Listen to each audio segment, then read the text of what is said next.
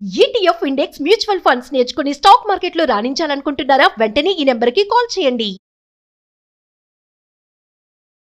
Hello guys, welcome back to our channel. ఈరోజు మనతో ఉన్నారు డిజిటల్ మార్కెటింగ్ కోచ్ అయిన శ్రావణి అసూరి గారు. మ్యామ్తో మాట్లాడదాం. Hi ma'am. నమస్తే. డిజిటల్ మార్కెటింగ్ అనేది సర్వీస్ ఓరియంటెడ్ ఈ జాబ్ కాబట్టి దీంట్లో క్లయింట్ అనేవాళ్ళు చాలా ఇంపార్టెంట్. క్లయింట్ సాటిస్ఫై అయిన బాధే, అన్సాటిస్ఫై అయిన బాధే. ఎందుకు అంటే సాటిస్ఫై అయిన కోచ్ వాడికి కావాల్సిన లీడ్స్ వచ్చేసినాయి అంటే ఇంకా నాకు డిజిటల్ మార్కెటింగ్ పని లేదు కదా అని చెప్పి బ్రేక్ ఇచ్చే ఛాన్స్ ఉంది. వాళ్ళు సాటిస్ఫై అవ్వకపోతే సో నాకు ఎలాగో వర్క్ అవ్వట్లేదు కదా, సో ఇంక నేను ఎందుకు డిజిటల్ మార్కెటింగ్ యూజ్ చేసుకోవడం అని చెప్పేసి వాడు బ్రేక్ ఇచ్చే ఛాన్స్ ఉంది.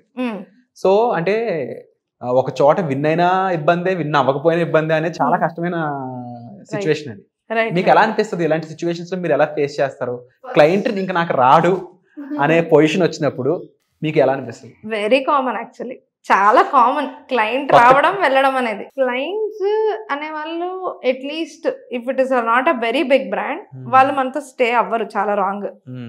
అంటే అది తప్పు కాదు, that's how the business model is. Initial days లో నేను కూడా చాలా వరి అయిపోయేది. ఒక క్లయింట్ ఏంటి వెళ్ళిపోతున్నారు, క్లయింట్ ఏంటి ఉండట్లేదు, అయ్యో ఈ మంత్ ఏంటి నాకు ఆల్మోస్ట్ సమ్ ఆఫ్ అమౌంట్ ఉంటది కదా, తగ్గిపోతుంది. మీరు విన్ అయినా వెళ్ళిపోతాడు క్లయింట్, ఫెయిల్ అయినా వెళ్ళిపోతాడు. అదే ఎగ్జాక్ట్లీ నేను ఆ పాయింట్కే వస్తున్నా. So first of all worry ఉంటుంది మనిషికి. ఏముంటుంది, డిజిటల్ మార్కెటింగ్ చేస్తున్నాము, క్లయింట్ని తీసుకొచ్చుకున్నాం కష్టపడి, ఆ వెళ్ళిపోతున్నాడు అంటే వరీ ఉంటుంది.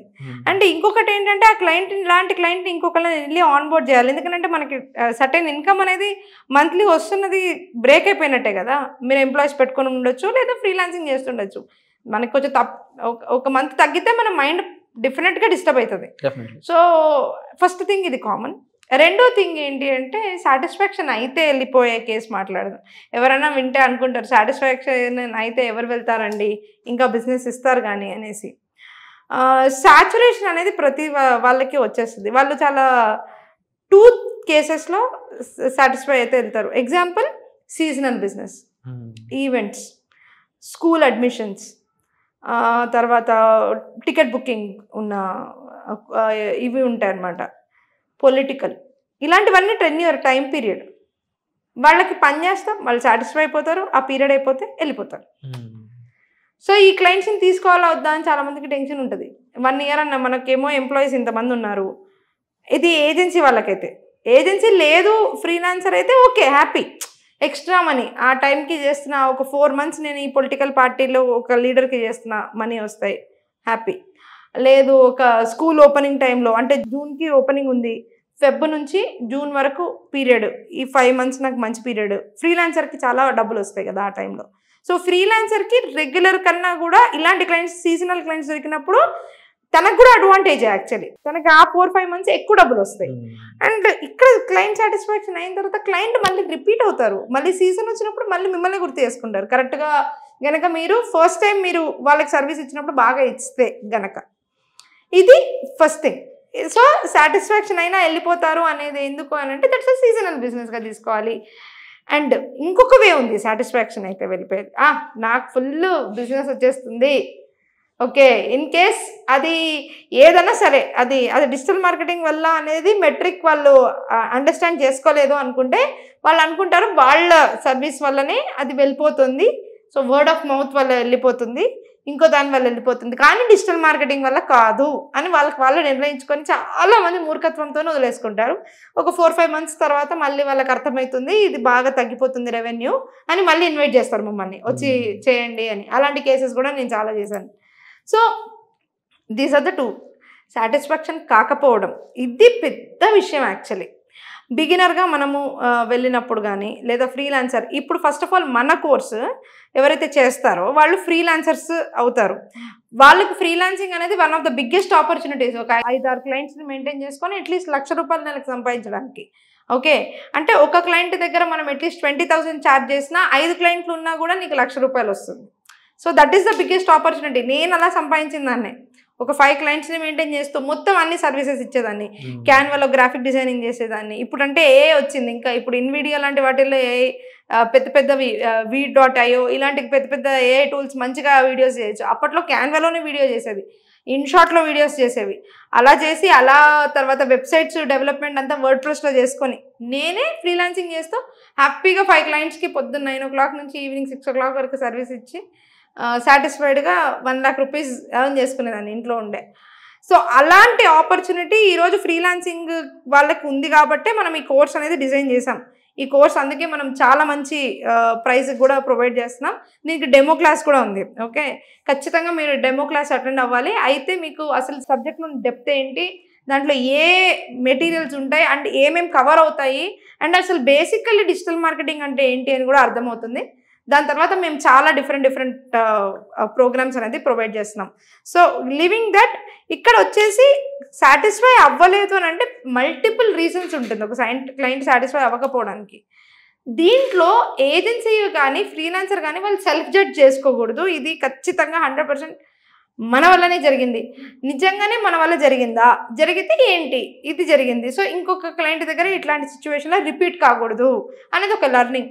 కొంతమందికి మనం మనీ పుష్ చేస్తూ ఉంటాం, కొంతమందికి అన్నీ చేస్తూ ఉంటాం. ఇన్ఫ్లుయెన్సర్ మార్కెటింగ్ చేస్తాం, తర్వాత గూగుల్ యాడ్స్ చేస్తాం, business apps, Google my business map ఉంది దాన్ని ఆప్టిమైజ్ చేస్తాం, నియర్ మీ అనగానే వాళ్ళతో వచ్చేటట్టు చేస్తాం, అంతా బాగానే ఉంటుంది. కానీ వాళ్ళకి లీడ్స్ తక్కువ వస్తూ ఉంటారు. ఏంటి మా క్లయింట్స్, ఇది నాకు జరిగింది లాస్ట్ 2 months బ్యాక్. సబ్జెక్ట్ పరంగా టెక్నికల్ నాలెడ్జ్ తో మీరు చాలా డెప్త్కి వెళ్ళి వర్క్ చేస్తారు, అది ఓకే.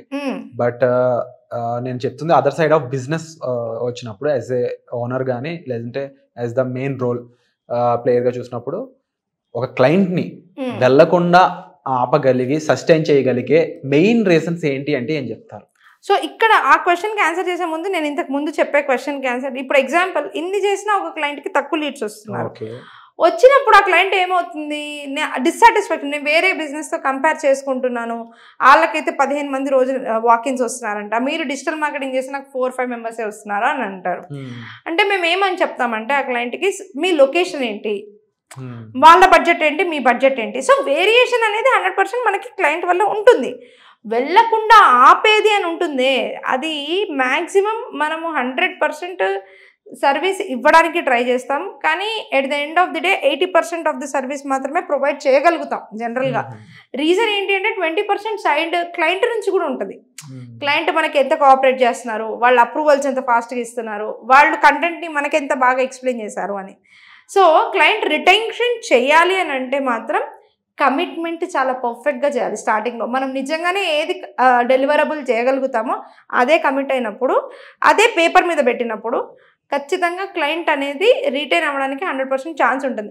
అంటే నేను ఏదో కూతలు కూసేసి అంటే పెద్ద పెద్ద ప్రామిసెస్ చేసేసి మీకు ఇన్ని లీడ్స్ వచ్చేస్తాయి, మీకు ఇన్ని అయిపోతాయి, అన్నీ అయిపోతాయి అలా చెప్పేసి నేను క్లయింట్ని తీసుకొని నేను రిజల్ట్ చూపించలేదు అని అంటే అతను ఎందుకు రిటైన్ అవుతాడు? 100% ఛాన్స్ కూడా ఇవ్వడు.